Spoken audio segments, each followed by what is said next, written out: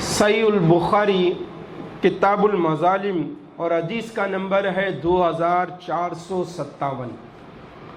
ہماری ماں عائشہ صدیقہ طیبہ طاہرہ رضی اللہ تعالی عنہا روایت کرتی ہیں، نبی کریم علیہ الصلوۃ والسلام نے ارشاد فرمایا، ان ابغض الرجال الی اللہ، اللہ کو سب سے زیادہ ناپسند وہ شخص ہے العلد الخصیم، جو بہت جھگڑالو ہے، جو شخص جھگڑالو ہے۔ اللہ کا ناپسندیدہ شخص وہ ہے سب سے زیادہ جو سب سے زیادہ جھگڑے کرنے والا ہے۔ بس اللہ اور اس کے رسول کو ناپسند ہے جھگڑا کرنا، مسلمان اس سے بچے اور مسلمان جھگڑوں سے بچ کر آپس میں اتحاد اور اتفاق قائم کریں، اپنے اندر مضبوطی لائیں۔ آپس کے جھگڑوں سے نفرت اور کینہ بڑھتا ہے اور دلوں میں دوری آتی ہے۔ عموماً جھگڑے یا تو دنیا داری کی وجہ سے ہوتے ہیں، یا تو پھر کوئی کسی کا حق دبا لیتا ہے یا مار لیتا ہے، اس لیے جھگڑا کھڑا ہوتا ہے، اسی لیے جھگڑا پیدا ہوتا ہے۔ اب ہم ایسی دنیا داری سے بچیں جس سے جھگڑے کی نوبت آئے، اور کسی کا حق دبانے سے، کسی کا مال مارنے سے بچیں۔ اور اگر یہی عادت رہی تو ظاہر ہے کہ جھگڑے پر جھگڑے ہوتے رہیں گے، اور جھگڑے پر جھگڑا ہوتے ہوتے ہم جھگڑالو بن جائیں گے، اور جو جھگڑالو بن گیا تو پھر وہ اللہ کا ناپسندیدہ ہونے سے ڈرے۔ اب بات بات پر جھگڑا کرنا، چھوٹی چھوٹی باتوں پر جھگڑا کرنا، کھینچ تان کے جھگڑا کر لینا تو ایک عام سی بات ہو گئی ہے۔ اس کو اس حدیث کی روشنی میں سمجھ لیا جائے، جامع ترمذی اور حدیث کا نمبر ہے 1994۔ حضرت عبداللہ بن عباس رضی اللہ تعالی عنہ روایت کرتے ہیں، رسول اللہ صلی اللہ علیہ وآلہ وسلم نے ارشاد فرمایا، کفا بکا اسمن، تمہارے لیے یہی گناہ کافی ہے، ان تزال مخاصما، کہ تم ہمیشہ جھگڑتے رہو، یعنی ہمیشہ جھگڑتے رہنا آدمی کو گناہوں میں مبتلا کرتا ہے، آدمی پر گناہ کے دروازے کھولتا ہے، آدمی گناہ پر گناہ کرتا چلا جاتا ہے اور پھر ایک عادی مجرم ہو کر رہ جاتا ہے۔ مسلمان سے جھگڑنے سے بچے، کیونکہ مسلمان کا حق زیادہ ہے تو اس سے زیادہ بچے۔ غیر مسلم سے بچتا ہے، خاص طور پہ ان علاقوں میں بچ جاتا ہے کہ جہاں مسلمانوں کی اکثریت ہے، کہ کفار سے، غیر مسلم سے وہ اقلیت میں ہوتے ہیں، اتنا اس کا تعلق واسطہ نہیں ہوتا، زیادہ مسلمانوں سے ہوتا ہے تو مسلمانوں سے لڑتا ہے۔ تو اللہ کے حبیب صلی اللہ علیہ وآلہ وسلم کیا ارشاد فرماتے ہیں، جامع ترمذی ابواب البر اور حدیث کا نمبر ہے 1995۔ حضرت عبداللہ بن عباس رضی اللہ تعالی عنہ روایت کرتے ہیں، نبی کریم علیہ الصلوۃ والسلام نے ارشاد فرمایا، لا تماری اخاک، اپنے بھائی سے مت جھگڑو، ولا تمازحہ، نہ اس سے ہنسی مذاق کرو، ولا تعدہ موعدۃ، اور نہ اس سے کوئی ایسا وعدہ کرو فتخلفہ، جس کی تم خلاف ورزی کرو۔ تین چیزیں منع ہوئی اس حدیث پاک میں، مسلمان بھائی سے جھگڑا نہ کیا جائے، نہ اس سے بے جا یا حد سے تجاوز کرنے والا ہنسی مذاق کیا جائے، جس سے اس کی دل آزاری ہو، اس کو ایذا پہنچے، اس کو تکلیف ہو، ایسے ہنسی مذاق سے بچا جائے۔ اور کوئی ایسا وعدہ نہ کیا جائے کہ پھر جو پورا نہ کیا جائے۔ مسلمان کے حق کو سمجھے اور مسلمان سے جھگڑا کرنے کے بجائے محبت سے پیش آنے والا بنے۔ سورہ بقرہ آیت نمبر 204 سے 6 تک میں اخنس بن شریق اس منافق کی خرابیاں بیان ہوئی،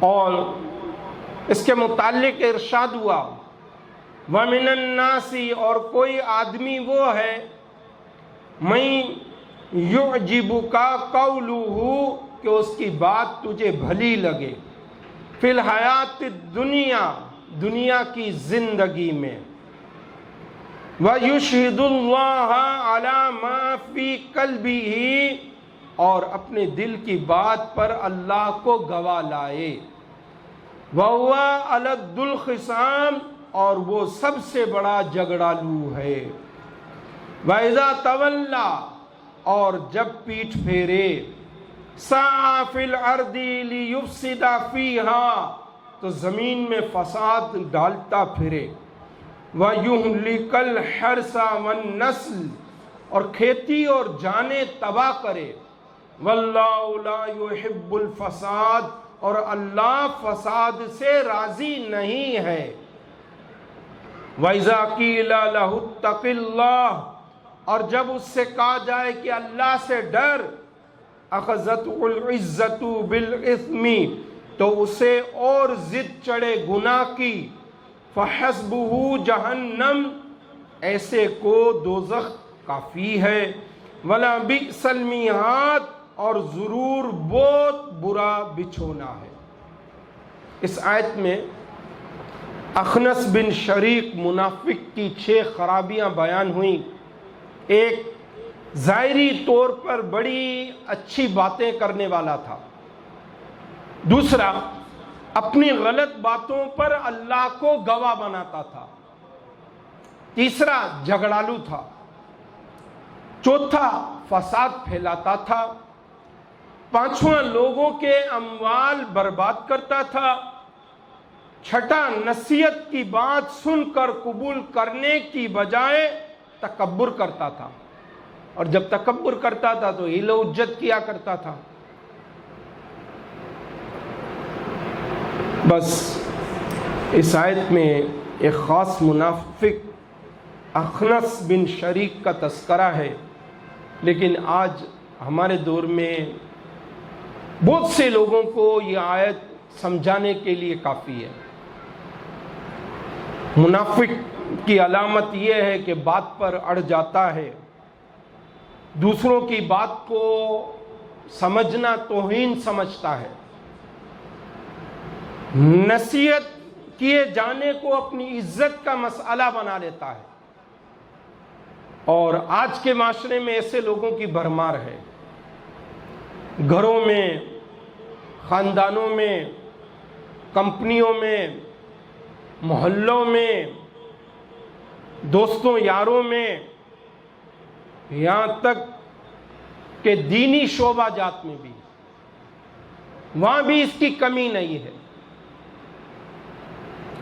ضرور غور کیجئے، کیا ہم حق کے سامنے سر جھکانے کو عار تو نہیں سمجھتے؟ اپنی ناحق بات پر اڑے رہنے میں عزت تصور تو نہیں کرتے؟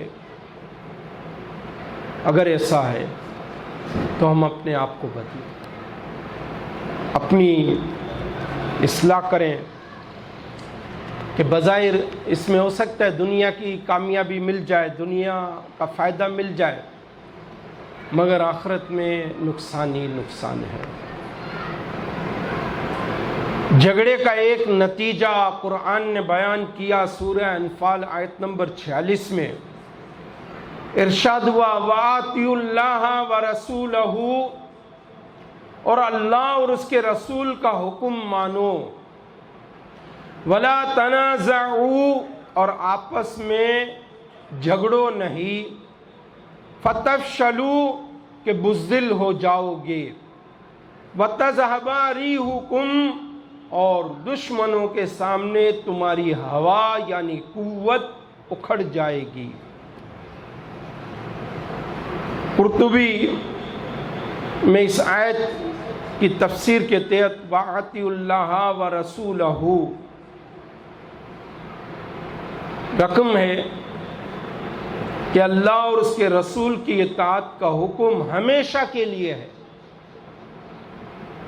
یعنی خلوت میں، جلوت میں، گھر میں، گھر کے باہر، خاندانوں میں، دوستوں میں، سب جگہ اللہ اور اس کے رسول کی اطاعت اور فرما برداری کی جائے، گناہوں سے اپنے آپ کو بچایا جائے، نافرمانی سے اپنے آپ کو بچایا جائے۔ اور خازن میں اس آیت کی تفسیر کے تحت وَلَا تَنَازَعُوا اور آپس میں جھگڑو نہیں، فَتَفْشَلُوا کہ بزدل ہو جاؤ گے، وَتَذْهَبَ رِيحُكُمْ اور دشمنوں کے سامنے تمہاری ہوا یعنی قوت اکھڑ جائے گی۔ رقم ہے کہ مسلمانوں پر لازم ہے کہ وہ باہمی اختلافات سے بچیں، کیونکہ باہمی تنازع ضعف و کمزوری اور بے وقاری کا سبب ہے۔ جھگڑے کا نتیجہ قرآن نے بتا دیا، ایک یہ ہوتا ہے کہ آدمی بزدل ہو جاتا ہے۔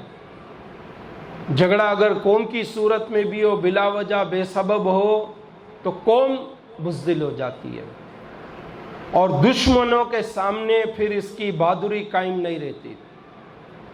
پھر دشمنوں کے سامنے یہ ایک ہو یا ہزاروں ہو،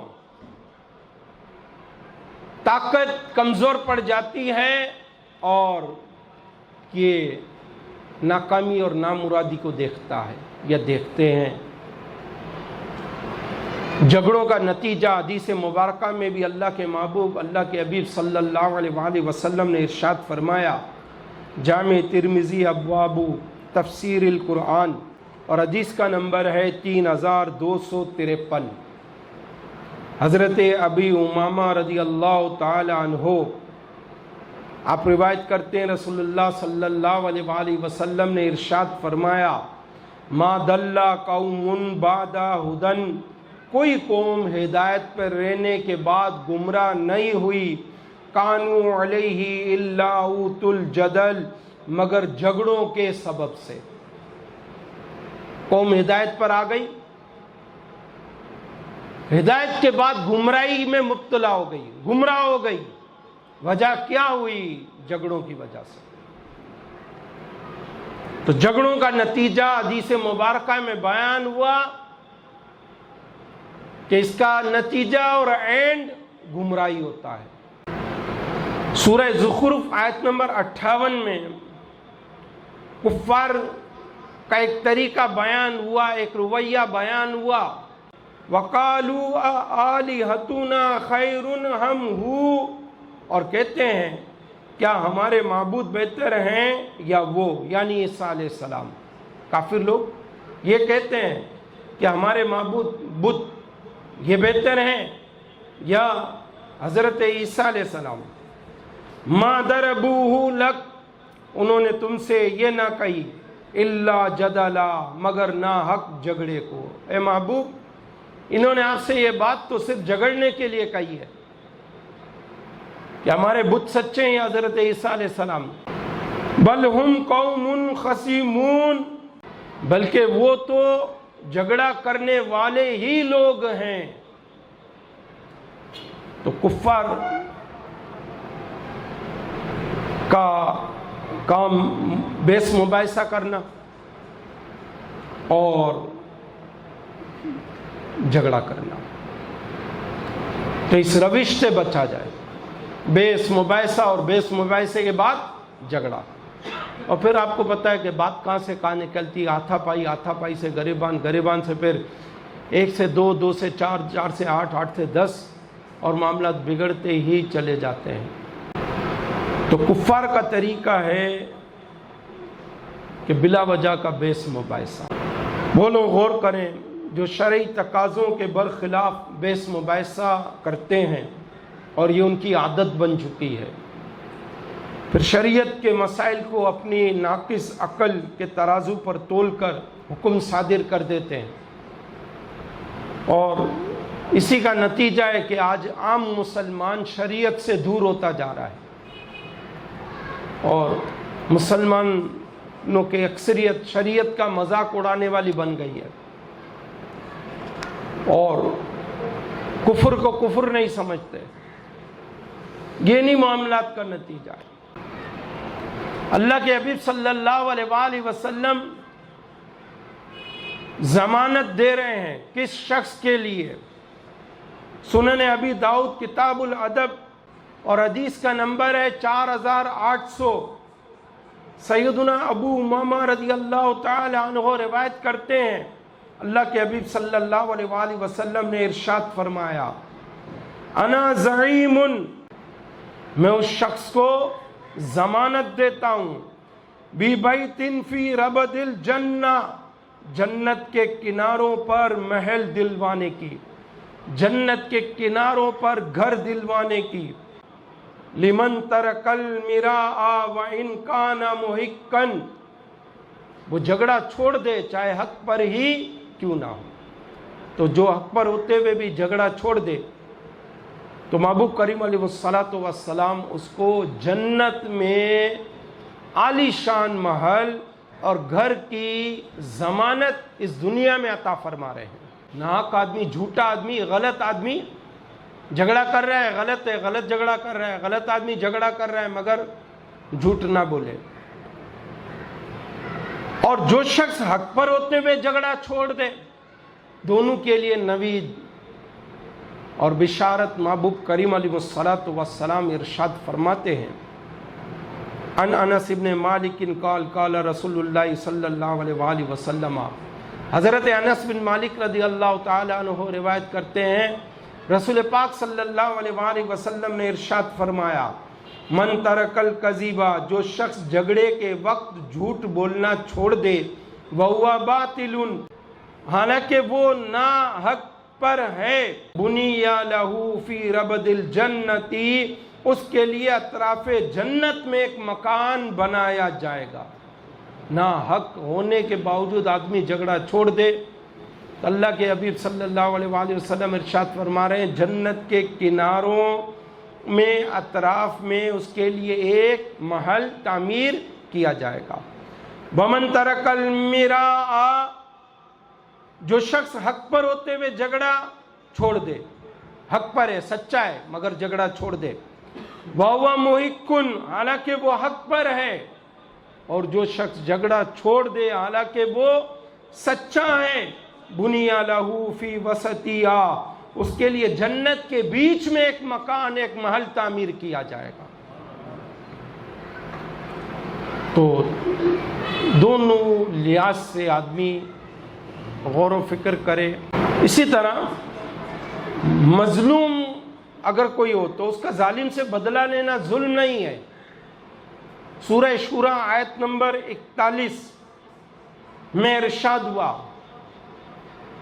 وَلَا مَنِ انْتَصَرَ بَعْدَ ظُلْمِهِ، اور بے شک جس نے اپنی مظلومی پر بدلہ لیا، فَأُولَئِكَ مَا عَلَيْهِمْ مِنْ سَبِيلٍ، اس پر کچھ مواخذہ کی راہ نہیں ہے۔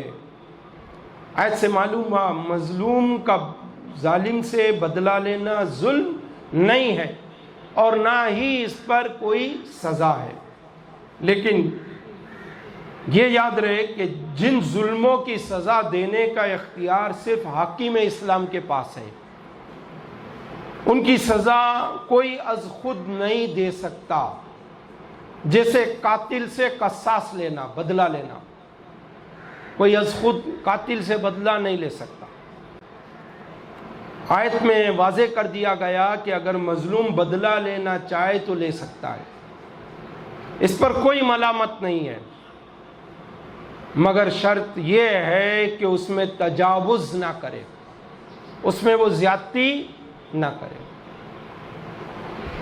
مظلوم اپنے ظلم کا بدلہ لے سکتا ہے، وہ ظلم جس کا اس کو اختیار حاصل ہے بدلہ لینے کا، اس کا بدلہ نہیں لے سکتا، جس کا اختیار اسلامی حکومت کے پاس ہے،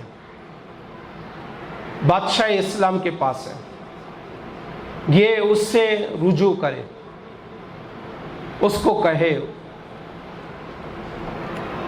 جھگڑے میں قابل ملامت کون ہے؟ ہمارے ہاں تو یہی ہے نا کہ جو مظلوم ہے اس پر ظلم ہے، اس نے بدلہ لے لیا، ٹھیک ہے جی اس نے 10,000 روپے لیے ہیں، 10,000 روپے دے دیں، چلو جی اس نے رشوت کے لیے تھے، اس سے واپس دلا دیے۔ اب بعض دفعہ کوستے ہیں، دیکھو یار وہ بھی تھا، اس نے لے لیے تھے، کیا ہوا؟ اب اس کے پاس نہیں تھے، اس غریب کے چھوٹے چھوٹے بچے ہیں، اور تم نے جو ہے نا اس سے 10,000 روپے کا مطالبہ کیا، 10,000 لے لیے، اب وہ پریشانی میں آ گیا، تم تو چلو تھے پریشانی میں، حالانکہ اس نے بدلہ لیا اور 10,000 لیے تھے رشوت میں، اس سے زور زبردستی، اس کے 10,000 اس کو جو ہے لوگوں نے واپس دلا دیے، تو صحیح ہے، ٹھیک ہے، صحیح ہے۔ اب لوگ ملامت کر رہے ہیں اس کو، یہ غلط ہے۔ اب ملامت کس کو کی جائے؟ تو سورہ شورى آیت نمبر 42 میں ارشاد ہوتا ہے، انما السبیل علی الذین یظلمون الناس، مواخذہ تو انہی پر ہے جو لوگوں پر ظلم کرتے ہیں، وَيَبْغُونَ فِي الْأَرْضِ بِغَيْرِ الْحَقِّ، اور زمین میں ناحق سرکشی پھیلاتے ہیں، اولئک لہم عذاب علیم، ان کے لیے دردناک عذاب ہے۔ یعنی گرفت صرف ان لوگوں پر ہے جو ابتداءً ظلم کرتے ہیں اور تکبر اور گناہوں کا ارتکاب کر کے فساد برپا کرتے ہیں، زمین میں ناحق سرکشی پھیلاتے ہیں۔ ظلم کی دو اقسام ہیں، ایک شخصی ظلم جسے سورہ شورى کی آیت نمبر 42 میں بیان فرمایا گیا، یظلمون الناس، جو لوگوں پر ظلم کرتے ہیں، یہ شخصی ظلم ہے۔ شخصی ظلم کیا ہے؟ جیسے کسی نے کسی کو ہاتھ لگا دیا، ڈنڈی مار دی، گالی دے دی، گریبان پھاڑ دیا، موبائل چھین لیا، اس کے پیسے چھین لیے، اس کی جیب کاٹ لی، بائک چھین لی، گاڑی چھین لی، یہ سارے شخصی ظلم ہیں۔ اور ظلم کی دوسری قسم قومی ظلم، اور اسے سورہ شورى کی آیت نمبر 42 میں بیان فرمایا، وَيَبْغُونَ فِي الْأَرْضِ بِغَيْرِ الْحَقِّ، اور زمین میں ناحق سرکشی پھیلاتے ہیں، یہ قومی ظلم ہے۔ جیسے ملک اور قوم کا غدار اور بادشاہ اسلام سے کوئی بغاوت کرے، دونوں قسم کے ظالمین سے بدلہ لیا جا سکتا ہے، لیکن پہلے والے ظالم یعنی شخصی ظلم کرنے والے کو معاف کر دینا اسلام کو پسند ہے، اور یہ اس نے اخلاق کا اعلیٰ رویہ ہے۔ جبکہ دوسرے ظالم کو بلا وجہ معافی دینا سخت ظلم ہے، جسے قومی ظلم کہا جاتا ہے، بلکہ اسے عبرت ناک سزا دی جانی چاہیے تاکہ آئندہ کوئی ایسا ظلم نہ کرے۔ جھگڑے سے بچاؤ کا ایک طریقہ، صحیح مسلم میں ارشاد ہوا، حضرت ابو ہریرہ رضی اللہ تعالیٰ عنہ راوی ہیں، اور محبوب کریم علیہ الصلوۃ والسلام ارشاد فرماتے ہیں، صحیح مسلم کتاب البر والصلۃ والآداب، اور حدیث کا نمبر ہے 2588، حدیث 2588۔ محبوب ارشاد فرماتے ہیں صلی اللہ علیہ وسلم، وما زاد اللہ عبدا بعفو، اور معاف کرنے سے اللہ تعالی بندے کی الا عزت ہی کو بڑھاتا ہے، معاف کر دینے سے اللہ بندے کی عزت ہی کو بڑھاتا ہے، معاف کر دیا جائے، چھوٹے موٹے درگزر کرنے والے معاملات میں معاف کر دیا جائے۔ اور اس سے عزت بڑھے گی، دنیا میں بھی بڑھے گی اور آخرت میں بھی عزت بڑھے گی۔ اسی طرح سورہ شورى آیت نمبر 40 میں ارشاد ہوا، وَجَزَاءُ سَيِّئَةٍ سَيِّئَةٌ مِثْلُهَا، اور برائی کا بدلہ اسی کی برابر برائی ہے۔ فَمَنْ عَفَا، تو جس نے معاف کیا، وَأَصْلَحَ، اور کام سنوارا، فَأَجْرُهُ عَلَى اللَّهِ، تو اس کا اجر اللہ پر ہے۔ إِنَّهُ لَا يُحِبُّ الظَّالِمِينَ، بے شک وہ دوست نہیں رکھتا ظالمین کو۔ آیت میں واضح کر دیا گیا کہ بدلہ جرم کے برابر ہونا چاہیے، اس میں زیادتی نہ ہو، اور آیت سے واضح ہے کہ برائی کے برابر بدلہ لینا اگرچہ جائز ہے مگر معاف کر دینا افضل ہے۔ جھگڑے سے بچاؤ کا ایک طریقہ قرآن مجید فرقان حمید میں ارشاد ہوا، سورہ نساء آیت نمبر 128، وَالصُّلْحُ خَيْرٌ، اور صلح بہتر ہے، وَأُحْضِرَتِ الْأَنفُسُ الشُّحَّ، اور دل کو لالچ کے قریب کر دیا گیا ہے، وَإِن تُحْسِنُوا، اور اگر تم نیکی کرو، وَتَتَّقُوا، اور پرہیزگاری اختیار کرو، فَإِنَّ اللَّهَ كَانَ بِمَا تَعْمَلُونَ خَبِيرًا، تو اللہ کو تمہارے کاموں کی خبر ہے۔ ہر آدمی اپنی آسانی چاہتا ہے، اپنا فائدہ دیکھتا ہے، اپنے لیے کوئی مشقت گوارا نہیں کرتا، اور دوسرے کی آسائش کو ترجیح نہیں دیتا۔ تو اس آیت میں واضح کر دیا گیا، جو شخص دوسرے کی راحت کو مقدم رکھتا ہے اور خود تکلیف اٹھا کر دوسروں کو سکون دیتا ہے، وہ ہمت والا آدمی ہے، وہ ہمت والا مسلمان ہے۔ جھگڑے سے بچاؤ کا طریقہ قرآن نے بیان کر دیا، صلح اختیار کی جائے، یہ بہتر ہے۔ دوسرا، نفس کے لالچ سے بچا جائے۔ نفس حریص ہے، لالچی ہے، ہمیشہ انسان کو لالچ میں مبتلا کرتا ہے۔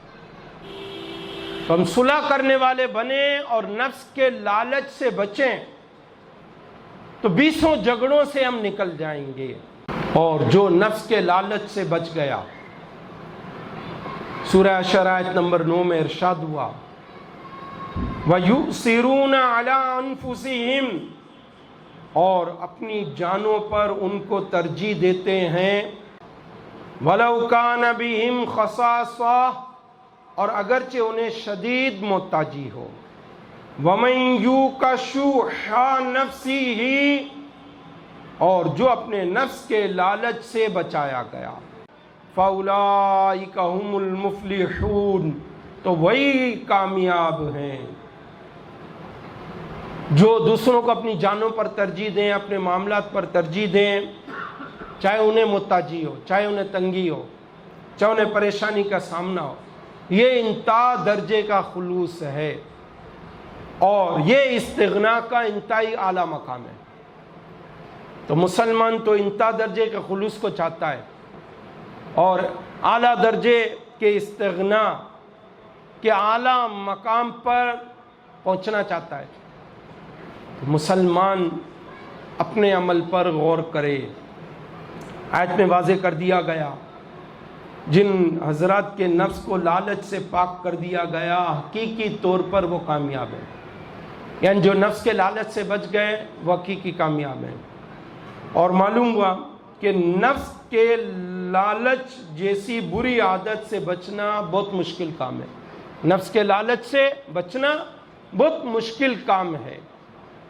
جس پر اللہ کی خاص رحمت ہو وہی نفس کے لالچ سے بچ جاتا ہے۔ نفس کا لالچ کتنا خطرناک ہے، کس قدر نقصان دہ ہے، اس کا اس حدیث پاک سے اندازہ لگا لیجئے۔ صحیح مسلم اور حدیث کا نمبر ہے 2578۔